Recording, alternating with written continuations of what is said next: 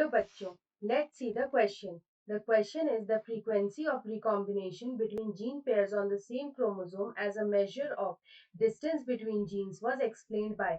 यहाँ पे क्वेश्चन में पूछ रहा है the frequency of recombination between gene pairs, तो जीन पेयर्स के बीच में जो रिकॉम्बिनेशन की जो फ्रीक्वेंसी थी on the same chromosome as a measure of distance between gene, ये किसके द्वारा एक्सप्लेन किया गया था? Option A is T H Morgan, option B is Gregor J Mendel, option C is Alfred Sturtevant and option D is Sutton Boveri. तो यहाँ पे अगर हम देखें, तो अगर हम टी एच मॉर्गन की बात करें तो टी एच मॉर्गन जो थे उन्होंने यहाँ पे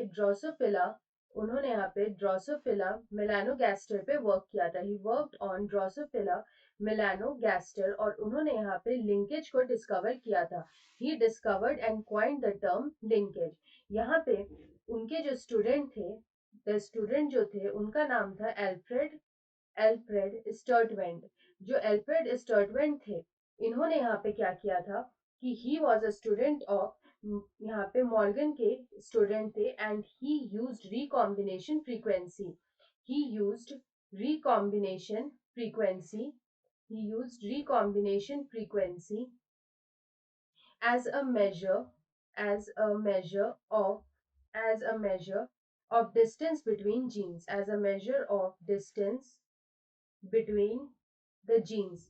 तो यहाँ पे जीन्स के बीच का जो डिस्टेंस होता है वो जितना ज्यादा होता है, यहाँ पे रिकॉम्बिनेशन उतना ही ज्यादा होता है। तो अगर हम बोलें कि if the distance between genes is more, if the distance between genes is more, तो यहाँ पे जो रिकॉम्बिनेशन की जो फ्रीक्वेंसी होती है वो भी यहाँ पे ज्यादा होती है। तो here the recombination frequency is also high.